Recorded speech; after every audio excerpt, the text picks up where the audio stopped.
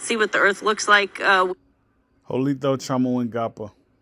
It gives us a sense for daylight and nighttime, but on board, it's basically the clock. Hi, I'm Brock. What does your daily schedule look like in space? What types of things do you do every day, and are they fun? Well, it's pretty cool up here that our work is fun, and it's fun to work up here. There's so many different things, so it's kind of blurred between what is work and what we do for fun. A lot of times they're the same thing. Our daily schedule is awesome to me because it's different every single day. You wake up and our teams on the ground have put together an incredible plan from around the world of what we might do. Like, for example, today I got to put together a launcher that's going to launch satellites in a couple days. It's going to launch little baby satellites out into space. Tomorrow I might be doing experiments, all kinds of crazy things. And then I get to go look out the window and take pictures. So there is no regular day up here for us other than waking up, eating, and doing our job. It's pretty awesome. Hello, my name is Sayer Taggart, and I'm with the Aviation Explorers Post 8. My question is, how long does it take your body to readapt to the gravity of the Earth after your mission? Well, I like your question, Sawyer, because So like we've been everywhere today as far as like the Bureau of Land Management, and now we're with Aero Space Defense. NASA is part of the defense budget. We've been everywhere today. I feel like there's never going to be inclusion in any of these programs. When you talk about the BLM and you talk about NASA, NASA, there's never going to be inclusion as long as we decide not to be a part of society. I feel like if we were to have like our people in space, like just actually being in space, like being able to travel out to like other galaxies and like do takeoffs and stuff like that. Houston, we have a problem. Um, I feel like we can do these type of things, but like um, it's going to take an amount of grace that we have never seen before.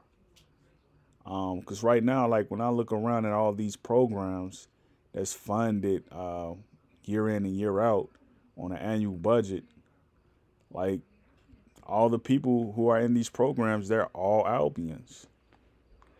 Like we only saw 3 people who were of color in the BLM, Bureau of Land Management.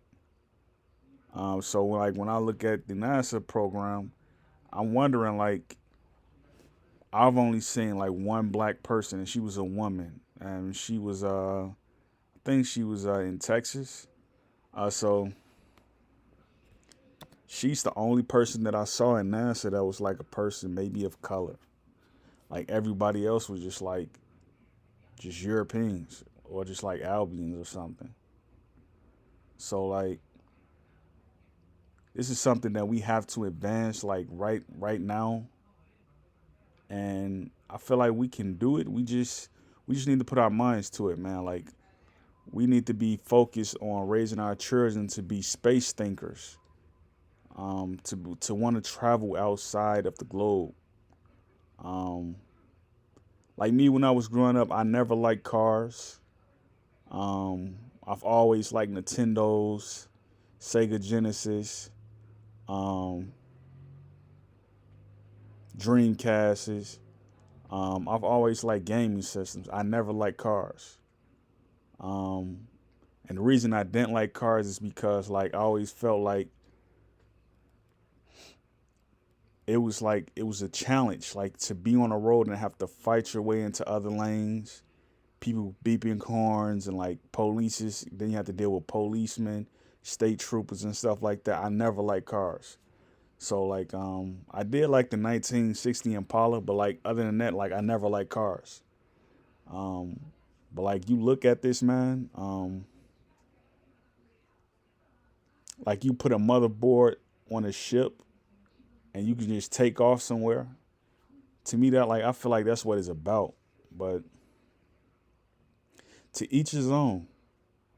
I kind of just look at, the NASA program as being something that can be expanded. Like everyone can benefit from it. Like it's a program that can be put in schools. And like people can like, you don't necessarily have to be in Houston just to be on site working with a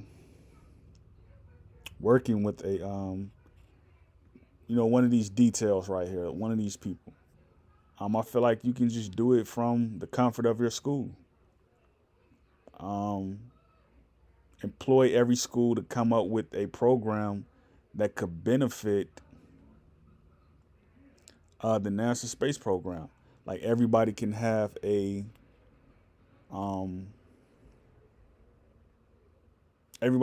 trip. Like this person can come up with this idea to invent something that can help. This person right here can come up with an idea that's like a student. And like all the students can come up with ideas that can help this program further dial out. And like they just have to unleash the technology so the students can work on it. Cause like this stuff has been done 20 million times over and out. Like, cause us humans, like we've been here for so long, man. When you have a star system that you can travel to in leap years out from like 5 billion years, that means we've been here 5 billion years plus. So like, just imagine, like, it's a lot of stuff there just not unleashing to the public that can solve our issues like right now, man. And I feel like I'm 34 years old. I feel like I've already wasted 34 years of my life. So like when you have that type of thinking, that idea, like it's just something that you just have to just understand, man. Like NASA is a program like that can help a lot of people, man.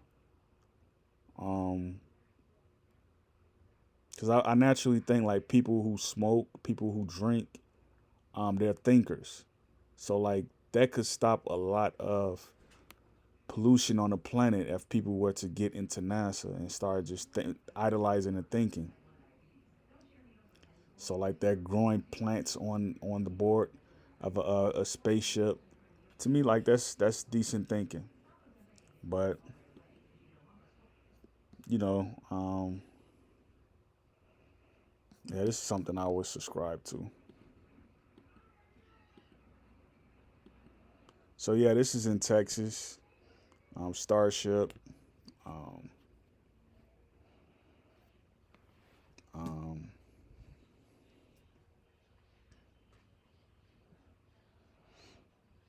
this is something that, again, I approve of.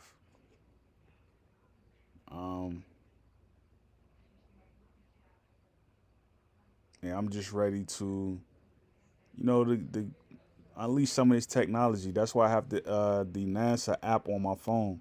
So like, if something gets unleashed into the public, like I'll be able to know. Like I'll get first dibs on it.